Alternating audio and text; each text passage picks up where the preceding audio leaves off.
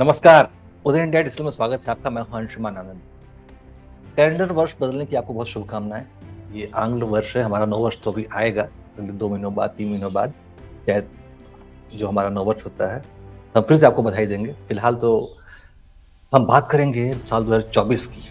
तो आर्थिक मोर्चे पर भारत के लिए कई बहुत सारी अच्छी खबरें हैं, जैसे कि फिजिकल डेफिसिट का कम होना और भारत की विदेशी मुद्रा का भंडार बढ़ना। ये बताते हैं कि अर्थव्यवस्था बहुत अच्छे दिशा में आगे बढ़ रही है और भविष्य के संकेत बहुत अच्छे हैं। लेकिन इस बीच विपक्ष ने एक दुष्प्रचार फैला रखा है कि देश पर एक कर्ज का भारी बोझ ही बढ़ता जा रहा है। तो इस दुष्प्रचार से निपटने के लिए और देश की वास्तविक आर्थिक स्थिति बताने के लिए हमारे साथ मौजूद हैं अर्थव्यवस्था के जाने माने जानकार और हमारे प्रिय अश्विनी महाजन जी। आपका बहुत बहुत स्वागत है सर। अपने दर्शकों को बता दें कि अश्विनी जी स्वदेशी जागरण मंच के अध्यक्ष हैं और वो वही सारा मामला देखते हैं और आर्थिक मामलों की बहुत तकड़ी पकड़ है। सर, सबसे पहले तो इस भ्रम का समाधान करिए कि जो विपक्ष का दुष्प्रचार है कि देश पर कर्ज का बोझ बढ़ता जा रहा है और लगभग 2.5 लाख करोड़ से ऊपर पहुंच चुका है, इस दुष्प्रचार में कितना सच है और क्या इसका देश की आर्थिक भविष्य पर कोई असर पड़ेगा क्या? देखिए, जब यूपीए सरकार ने ऑफिस डिमिट किया था तो उस समय देश पर 56.7 लाख करोड़ रुपए का केंद्र सरकार पर कर्ज था जी। और यह 2022-23 तक आते आते 152.6 लाख करोड़ हो गया, ये आंकड़ा है। लेकिन मैं यहाँ पर आपके माध्यम से दर्शकों को बताना चाहता हूँ कि जो सरकार का कर्ज होता है वो उसके एब्सोल्यूट अमाउंट से नहीं मापा जाता, जीडीपी के प्रतिशत के रूप में मापा जाता है कि वो जीडीपी के कितने प्रतिशत है। यानी अब आप ये देखिए कि जब हमें आज़ादी मिली उस समय 1951 में कितना कर्ज था तो हम कहेंगे कि भाई कुछ 1000 करोड़ रुपए कर्ज था, तो उस समय वो जीडीपी का कितने प्रतिशत था उसके हिसाब से मापा जाता है। इस बीच में गंगा में बहुत सारा पानी बह चुका है और कर्ज भी अलग अलग सरकारों ने अपने अपने ज़रूरतों को पूरा करने के लिए लिए हैं। हमारी अर्थव्यवस्था ही जो घाटे की अर्थव्यवस्था रहती है, बजट घाटे का बजट रहता है और हर बार सरकार अपनी ज़रूरतों को पूरा करने के लिए और पिछले कर्ज पर अपना ब्याज और प्रिंसिपल चुकाने के लिए भी कर्ज लेती है। तो यहाँ पर मैं बताना चाह रहा हूँ कि यह जो कर्ज था, जब यह हम कहें कि जीडीपी 112 लाख करोड़ रुपए थी उस समय 2013-14 में, और टोटल डेट और लाइबिलिटीज़, इसको ऐसे करते हैं कि केवल कर्ज ही नहीं होता, अन्य लाइबिलिटीज़ भी होती हैं। यानी अगर सरकार ने कोई गारंटी दे रखी है वो भी एक लाइबिलिटी। तो सब मिला करके 56.7 लाख करोड़ रुपए का जो कर्ज था वो जीडीपी का 50.5% था जी। ये आंकड़ा ध्यान देने वाला है। और 2018 आधे से ज्यादा, या जीडीपी के आधे से ज्यादा कर्ज, यानी जीडीपी के प्रतिशत के रूप में। ये जो प्रतिशत है, भारत में बहुत बड़ी संख्या में दुनिया के ऐसे मुल्क हैं जहां पर बहुत ज़्यादा, हमसे ज़्यादा जीडीपी के प्रतिशत के रूप में है। जैसे अमेरिका में ये 122% है। अच्छा। और जी, और मैं आपको आंकड़े बताऊं तो यह जापान में 221.3% है और ये 5 सबसे बड़ी अर्थव्यवस्थाओं के बारे में बता रहा हूँ। चीन में 79.2% है और केवल जर्मनी ही एक ऐसा देश है जिसमें भारत से कम है, 46.3%। जी। तो अभी का भारत का रेशियो क्या है सर फिर? मैं अभी बताता हूँ। अभी मैं ये बताना चाह रहा हूँ कि 2018-19 में, क्योंकि तब तक कोविड नहीं आया था और सरकार ने अपनी जो खर्च की व्यवस्थाएं थी ठीक प्रकार से रखी हुई थी, तो हमारा जो जो डेट जीडीपी रेशो था वो 48% रह गया था, यानी 50.5% से घटता हुआ 2018-19 में उसके जी 5 साल के बाद यह 48% था।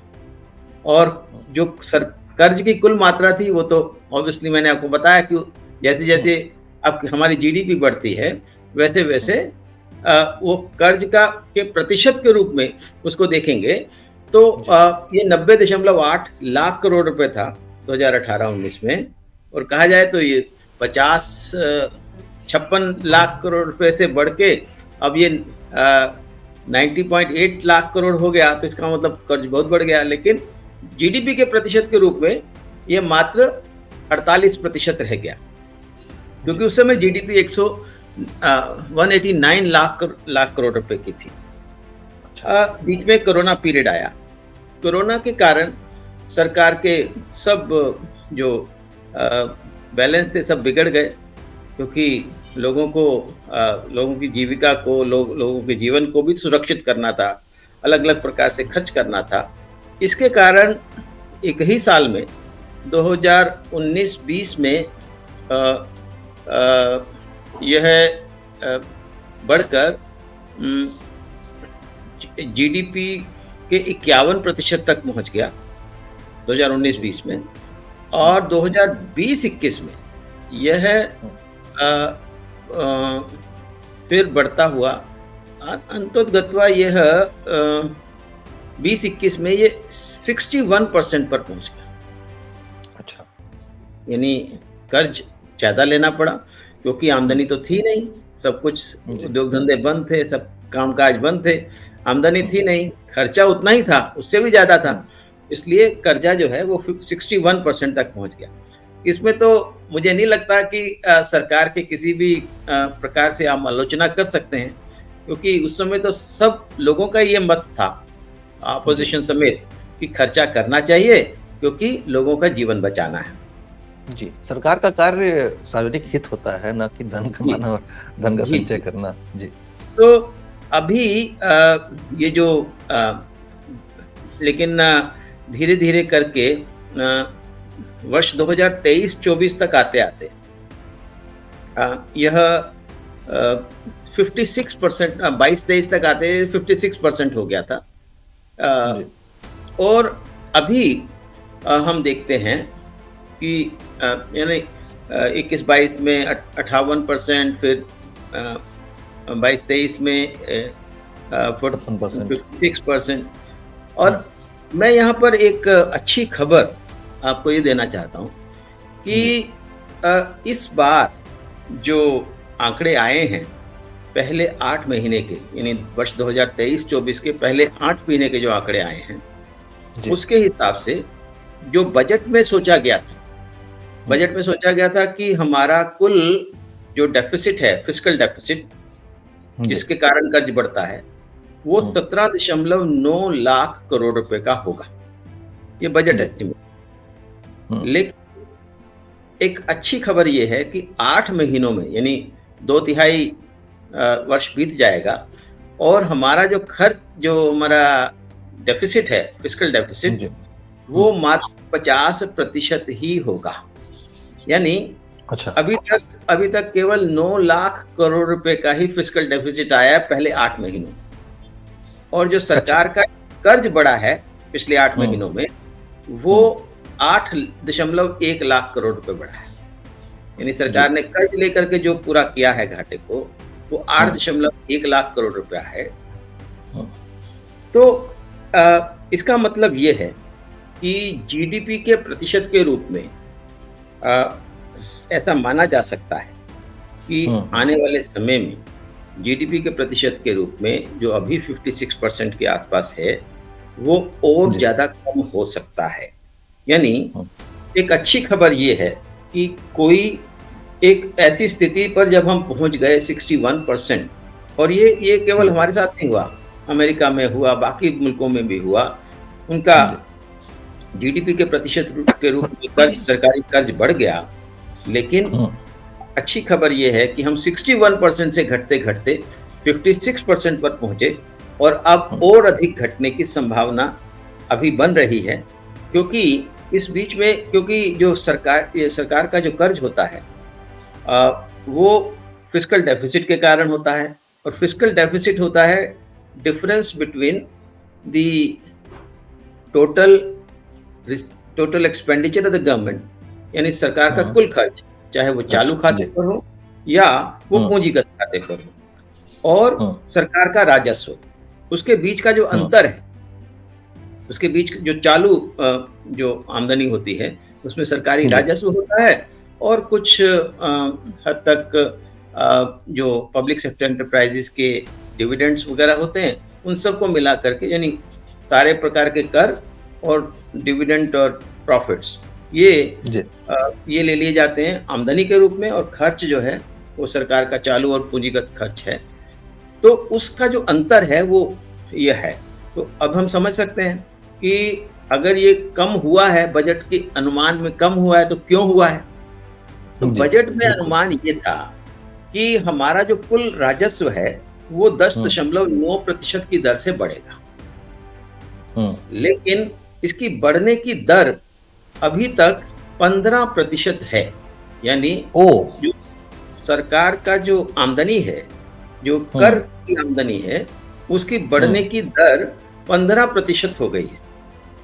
अब पहले भी खबरें आती रही हैं कि जीएसटी बूम कर रहा है, तो जीएसटी में भारी जो है वृद्धि हुई है।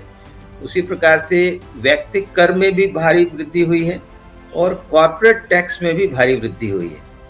तो जीएसटी में अभी लगभग 15 से 20% की, ऐसे अभी मैं आंकड़े एग्जैक्ट नहीं बता सकता हूँ, लेकिन कॉर्पोरेट टैक्स में और जीएसटी और व्यक्तिगत कर यानी पर्सनल इनकम टैक्स, इन सब को देखा जाए तो लगातार इसमें वृद्धि हुई है, जो बजट के अनुमानित वृद्धि से कहीं ज्यादा है।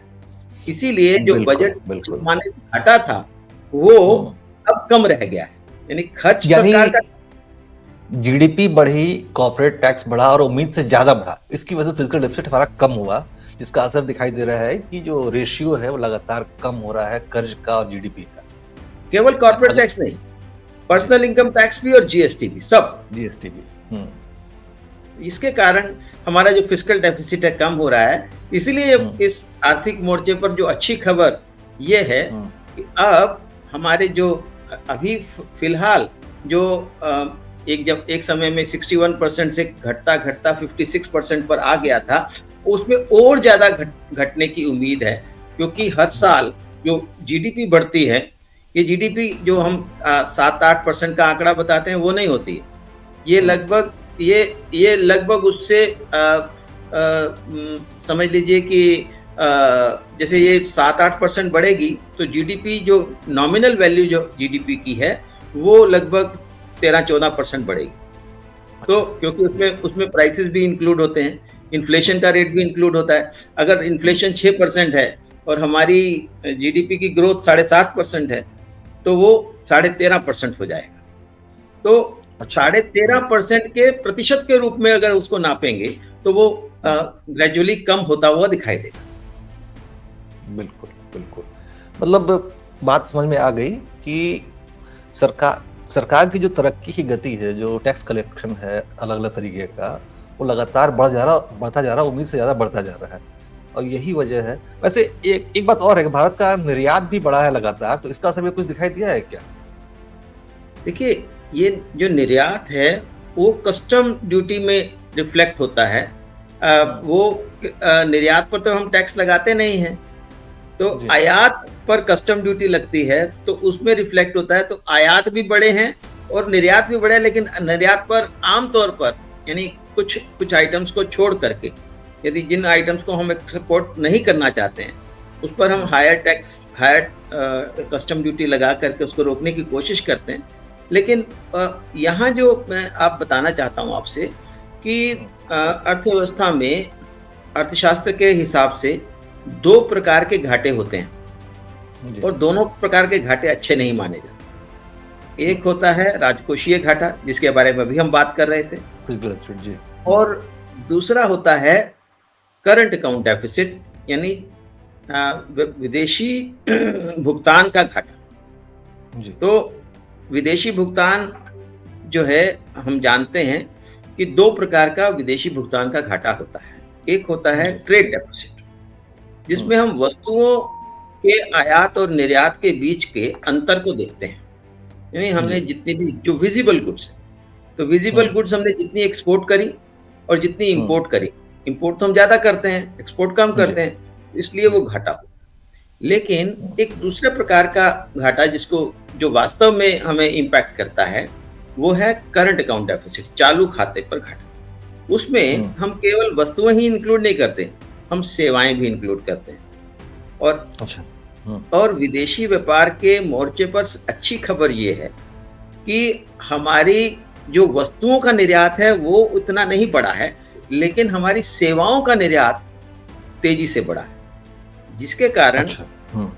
आज ये स्थिति बन रही है कि हमारा जो इस साल हमारे जो सेवाओं का निर्यात है, खासतौर पर सॉफ्टवेयर और बाकी प्रकार की सेवाएं, उसके हुँ। कारण हमारी हमारी जो प्राप्तियां हैं, क्योंकि हमारा ट्रेड डेफिसिट तो ज़्यादा है, लेकिन जो करंट अकाउंट डेफिसिट है वो नैरो डाउन हो जाता है जब हम ज़्यादा सर्विसेज को एक्सपोर्ट करते हैं। तो आज की स्थिति ये है कि एक समय था, मैं अगेन इसको भी हम करंट अकाउंट डेफिसिट को भी हम जीडीपी के प्रतिशत के रूप में मापते हैं, उसको भी हम जी। एब्सोल्यूट अमाउंट में नहीं मापते।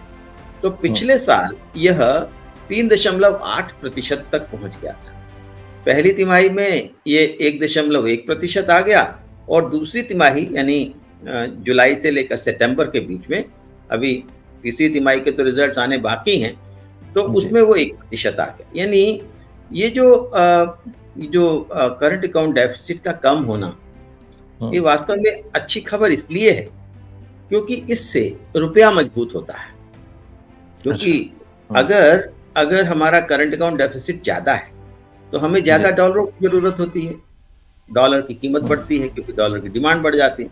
लेकिन हुँ। अगर हमारा करंट अकाउंट डेफिसिट कम हो जाता है, तो उससे डॉलर की डिमांड कम होती है। यानी अगर आप समझ लीजिए कि जीडीपी की 3.8% डॉलर की हम माँग करेंगे या हुँ। 1% की माँग करेंगे, उसमें बहुत बड़ा अंतर है। इसके बिल्कुल, कारण बिल्कुल। रुपया जो है वो स्टेबिलिटी में आता है। और सबसे अच्छी हुँ। बात ये है कि ये जो करंट अकाउंट का जो डेफिसिट है, हुँ। उससे कहीं ज़्यादा भरपाई हो जाती है हमारे फॉरेन इन्वेस्टमेंट्स के कारण। जो फॉरेन जी। इन्वेस्टमेंट आती है, उससे वो करंट अकाउंट का डेफिसिट जो है वो कम हो जाता है। इसी के कारण आपको देख रहे हैं कि हमारे जो फॉरेन एक्सचेंज रिजर्व्स हैं, वो बूम करने हुँ। लगे हैं। यानी जी। अभी बिल्कुल। अभी वो एक रिकॉर्ड लेवल पर हुँ। पहुँच चुके हैं। तो ये उसी के बिल्कुल। कारण है।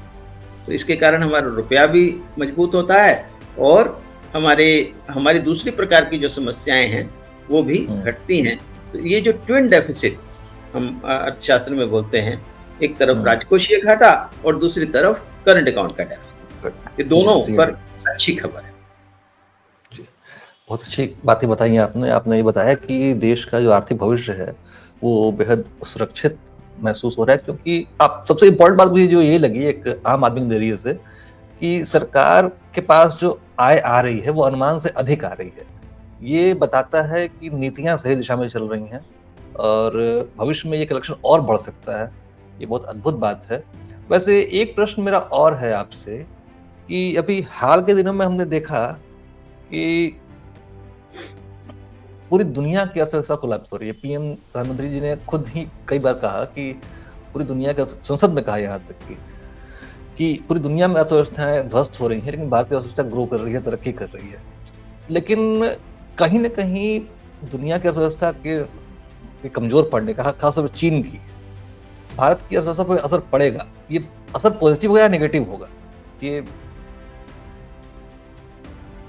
देखिए कि दुनिया भर में अलग-अलग प्रकार की अर्थव्यवस्थाओं के घटने या बढ़ने के अपने अलग-अलग कारण होते हैं।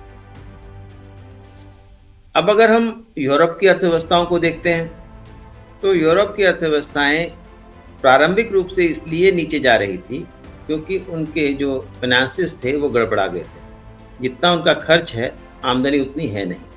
क्योंकि सोशल वेलफेयर वगैरह पर उनको ज़्यादा खर्च करना पड़ता है, इसलिए वो अर्थव्यवस्थाएँ घाटे में चली गई और उनको विदेशों से कर्ज भी लेना पड़ा। क्योंकि हमारे यहाँ तो हम रुपयों में सब खर्च करते हैं, उनके यहाँ क्या है कि यूरो में है। तो जो यूरोपीय पूरा समुदाय है, यूरोपीय संघ है, उनकी एक करेंसी होने के कारण उनको उनको उतना जितनी आमदनी नहीं है, तो उनको कहीं न कहीं से कर्ज लेना पड़ेगा। तो कर्ज उनका बढ़ता गया। आपने देखा होगा कि बहुत सारी अर्थव्यवस्थाओं के बारे में ऐसी सूचनाएँ आती रहती हैं कि फलाँ अर्थव्यवस्था, पुर्तगाली अर्थव्यवस्था या इटली की अर्थव्यवस्था या अ, मात्र जर्मनी को छोड़ करके बाकी सभी अर्थव्यवस्थाओं का काफ़ी बुरा हाल रहा। तो दूसरी तरफ अमेरिका है और अमेरिका की उन्होंने क्वांटिटेटिव ईजिंग करने के कारण अपने अपने जो बैंकों को बचाने के लिए या मंदी की मार से बचने के लिए उन्होंने बहुत खर्च किया और ट्रिलियंस ऑफ डॉलर्स उन्होंने खर्च किए। उसका परिणाम अब उनको भुगतना पड़ रहा है, क्योंकि अब अमेरिका दुनिया के अंदर अमेरिकी डॉलर की डिमांड उतनी नहीं है जितनी पहले हुआ करती थी। तो क्योंकि अब दूसरे अर्थव्यवस्थाएं अपने अपने ढंग से दूसरे चीज़ों अपने करेंसीज का इस्तेमाल करने लगी हैं। तो अभी हाल फिलहाल में हमने देखा कि एक ज़माना था 1920 में 2099 के आसपास नहीं 2099 के आसपास जो उनकी 70% रिजर्व करेंसी जो थी दुनिया की वो डॉलर में होती थी। आज उसकी प्रतिशत जो है वो लगभग 55% से नीचे आ गया है, 54% के आसपास। वही तो हमने रशिया को भी रुपये से भुगतान किया, यूएई को रुपये से भुगतान कर रहे हैं। तो इसीलिए ये जो मैं यहाँ पर बात रेखांकित करना चाहता हूँ, लेकिन पिछले कुछ यूक्रेन युद्ध के बाद ये अर्थव्यवस्थाएं एक और मुश्किल से गुजर रही हैं, वो है महंगाई।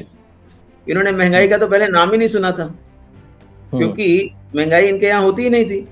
लेकिन इन सरकारों के गलत नीतियों के कारण या मजबूरी के कारण ऐसी परिस्थितियां बन गई कि अब उनके यहाँ सरकारी खर्च ज़्यादा होने के कारण भी महंगाई हो रही है, फिस्कल डेफिसिट बढ़ने के कारण भी महंगाई हो रही है, बाहर से तेल महंगा मिल रहा है उसके कारण भी महंगाई हो रही, और उनके यहाँ अपने ज़रूरत के लिए फूड प्रोडक्ट्स नहीं है, बाहर से जो फूड प्रोडक्ट्स मंगाते हैं तो उसमें महंगाई हो रही है। यानी फ्यूल इन्फ्लेशन और फूड इन्फ्लेशन इनको बहुत बुरी तरह से प्रभावित कर रही है। लेकिन दूसरी तरफ भारत है, भारत में हमने फ्यूल इन्फ्लेशन को भी कर्व करके रखा है और फूड इन्फ्लेशन को भी। आप समझ रहे हैं इस बात को? तो इस फ्यूल के मामले में तो हमने देखा प्रोफेसर साहब कि भारत ने गजब की विदेश नीति का मतलब परिचय दिया। रशिया से तेल मंगा के पूरी दुनिया को सप्लाई किया और देश को तो सिक्योर किया ही किया, यूरोप को भी बचाया यहाँ तक कि। तो इस कारण से ये देखिए, क्या महंगाई जो है ना वो ग्रोथ को प्रभावित करती है। जितनी ज़्यादा महंगाई होगी उतनी ही ग्रोथ बुरी तरह से प्रभावित होगी, क्योंकि महंगाई होने के कारण रेट ऑफ इंटरेस्ट बढ़ता है। रेट ऑफ इंटरेस्ट बढ़ने के कारण इन्वेस्टमेंट कम होती है, मांग कम होती है, लोग कम घर बनाते हैं, कम कार खरीदते हैं, कम दूसरी चीज़ें खरीदते हैं, क्योंकि लोन महंगा मिल रहा है। तो इसलिए हमारा जो पूरा का पूरा प्रयास है, इस सरकार का भी और इस देश में सभी लोग इसके लिए एक मत है कि हमें किसी ना किसी तरीके से महंगाई को रोक के रखना है, रेट ऑफ इंटरेस्ट को नीचे रखना है। अभी तो आरबीआई ने फर्दर रिड्यूस नहीं किया है। जल्दी ही अगर हम महंगाई को और काबू में रख पाएंगे तो रेट ऑफ इंटरेस्ट और नीचे जाएगा, और अमेरिका और यूरोप में रेट ऑफ इंटरेस्ट ऊपर गए इसके कारण, और उन्हें नीचे आने का भी नाम नहीं ले रहे हैं। तो ऐसे में उनकी ग्रोथ प्रतिकूल रूप से प्रभावित हो रही है, और हमारी ग्रोथ में इजाफा हो सकता है यदि हम और अधिक इस प्रकार के प्रयास करें। और मुझे लगता है कि जो आंकड़े आ रहे हैं फिस्कल डेफिसिट के, करंट अकाउंट डेफिसिट के, ये सारे आंकड़े इस तरफ इंगित कर रहे हैं कि आगे आने वाले समय में हमारा रेट ऑफ इंटरेस्ट कम होगा, महंगाई की दर कम होगी और ग्रोथ की रेट बढ़ेगी। बहुत खूब, क्योंकि महंगाई का सीधा संबंध राजकोषीय घाटे से होता है, फिस्कल डेफिसिट से होता है। फिस्कल डेफिसिट अगर घटेगा तो महंगाई भी घटेगी। ये तो मतलब हम जैसे सामान्य लोग भी जानते हैं। तो वैसे प्रोफेसर साहब, एक आखिरी प्रश्न आपसे और है कि नए वर्ष की शुरुआत हो चुकी है और अगर कोई बाहरी संकट या आंतरिक संकट ना उत्पन्न हो, देश जिस गति से आगे बढ़ रहा है, तो उसमें आप 24 का आकलन क्या है आपका कि भारत की अर्थव्यवस्था कितने तक पहुंच जाएगी और हम मतलब आम नागरिकों का जीवन स्तर सुधरेगा या मतलब कितना सुधार हो सकता है उसमें? देखिए, एक तो ये होता है कि हम दूसरे मुल्कों के साथ जो कंपैरिजन करते हैं, तो अगर हम जर्मनी के साथ कंपेयर करते हैं तो ये साफ दिखाई दे रहा है कि जर्मनी किस प्रकार से नीचे जा रहा है और भारत किस प्रकार से ऊपर जा रहा है कि 2026 के मध्य तक हम जर्मनी की जो जीडीपी है उसको क्रॉस कर जाएंगे। ये तो अंतर्राष्ट्रीय कंपैरिजन की बात है। लेकिन अगर हम एब्सोल्युटली अपने देश के संदर्भ में विचार करें तो बहुत लंबे समय तक हम विदेशी आयातों पर निर्भर हो गए थे, चाहे वो केमिकल्स हैं, इलेक्ट्रॉनिक्स हैं, टेलीकॉम का सामान है, खिलौने हैं, साइकिल हैं, तमाम प्रकार की चीजें। लेकिन ये जो आत्मनिर्भर भारत की अभियान चला है, जिसमें प्रोडक्शन लिंक्ड इंसेंटिव दे करके आज हम वो हर चीज का निर्माण करने की तरफ आगे बढ़ गए हैं जो पहले हम आयात किया करते थे। तो आप समझते हैं कि अगर देश में उत्पादन बढ़ता है तो इकोनॉमिक्स में इसको बोलते हैं सर्कुलर फ्लो ऑफ इनकम बढ़ता है। यानी कोई उत्पादन बढ़ेगा तो उसके लिए कच्चा माल खरीदा जाएगा, मध्यवर्ती वस्तुएं खरीदी जाएंगी, मध्यवर्ती वस्तुएं जिनसे खरीदी जाएंगी उनके यहाँ एम्प्लॉयमेंट होगी, उनके यहाँ एम्प्लॉयमेंट होगी तो उनकी आमदनी बढ़ेगी, वो ज़्यादा साइकिलों का, ज़्यादा मोटरसाइकिल का, ज़्यादा अन्य प्रकार के साजो सामान का खरीद करेंगे, अपने लिए घर बनाएंगे, तो ऐसे इकोनॉमी बढ़ती है। तो आज स्थिति ये है कि हम प्रोडक्शन लिंक्ड इंसेंटिव स्कीम के कारण आज हम अपने देश में एक्टिव फार्मास्यूटिकल इंग्रेडिएंट्स APIs बनाने जा रहे हैं। आज हम अपने देश में सोलर पैनल बनाते हैं। आज हम अपने देश में इलेक्ट्रॉनिक्स का सामान, टेलीकॉम का सामान बनाते हैं। अभी तक हम लैपटॉप इंपोर्ट करते थे, 38 कंपनियों ने अभी प्रोडक्शन लिंक्ड इंसेंटिव स्कीम के लिए अप्लाई किया है। हम बहुत जल्दी ही अपने ही देश में विभिन्न प्रकार के लैपटॉप्स बनाना शुरू करेंगे। केमिकल्स का सामान है, वस्त्र हैं, ऐसी तमाम जो चीज़ें थी जिनमें हमारी क्षमता थी, लेकिन क्योंकि विदेशों से डंपिंग हो रही थी तो हम उन चीज़ों का निर्माण नहीं कर पा रहे थे। विनिर्माण आगे बढ़ेगा तो विनिर्माण आगे बढ़ने का सीधा मतलब है कि रोजगार बढ़ेगा, क्योंकि विनिर्माण क्षेत्र में, मैन्युफैक्चरिंग में रोजगार की संभावनाएं 6 से 7 गुना ज़्यादा होती हैं बाकी जो क्षेत्रों से। इसलिए आगे आने वाला भविष्य हमारे जीडीपी के संदर्भ में, जीडीपी के कंपोजिशन के संदर्भ में, जिसमें मैन्युफैक्चरिंग का एक बड़ा रोल होगा, सेवाओं का भी ग्रोथ हो रहा है और सेवाओं की ग्रोथ तो सामने दिखाई दे रही है कि उसके एक्सपोर्ट भी बढ़ रहे हैं। तो इन सब चीज़ों को लेकर और कृषि हमारी काफ़ी अच्छी स्थिति में है और कहा जाता था कि हमारे देश में चीज़ों की कमी है, हमारे जो भंडार हैं ओवरफ्लो कर रहे हैं और इसके कारण सरकार उत्साहित होकर के 80 करोड़ लोगों को मुफ्त में राशन अगले 5 साल के लिए देने का वायदा कर चुकी है। तो हम समझ सकते हैं कि प्रधानमंत्री ने वादा किया था छत्तीसगढ़ में इस बात का। जी, तो हमारा ये कहना है कि आगे आने वाले समय में अर्थव्यवस्था बेहतरी की तरफ आगे बढ़ रही है। लोगों की जो छोटी छोटी ज़रूरतें हैं वो सब अपने आप पहले से ही पूरी हो रही हैं। घर बन रहे हैं, LPG कनेक्शन मिल गए हैं, जल जो है वो नल से आना शुरू हो गया है सभी घरों में, अधिकतर घरों में, और बिजली सब घरों में पहुंच रही है, शौचालय हर जगह बन रहे हैं, न्यूट्रिशन में हम काफ़ी आगे बेहतरी कर चुके हैं और स्वास्थ्य और शिक्षा इन सब में हम आगे बढ़ेंगे। मुझे नहीं लगता कि 2047 तक आते आते भारत विकसित राष्ट्र ना बने। और सबसे बड़ी बात जो हम लोग संकेत जमीनी स्तर पर देख रहे हैं कि नवरात्रि में, दीपावली के अवसर पर जो खरीदारियां हैं सोने चांदी की, गाड़ियों की, घरों की और उपभोक्ता वस्तुओं की, वो लगातार बढ़ रही हैं और नए रिकॉर्डें पहुंच रही हैं। ये जमीनी स्तर का संकेत दिखाता है कि भारत की अर्थव्यवस्था मजबूत हो रही है और लोगों की परचेजिंग पावर बढ़ रही है। मेरे ख्याल से ये एक अच्छा संकेत है जो कि बता रहा है कि हम सही दिशा में बढ़ रहे हैं और शायद 2024 हमारे लिए और अच्छा होगा। 2023 में हमने बहुत अच्छा किया ही किया है, 2024 हमारे लिए और बेहतर होगा। तो साहब, इतने जटिल विषय को इतने आसान तरीके से, इतने सरल शब्दों में समझाने के लिए आपका बहुत-बहुत धन्यवाद।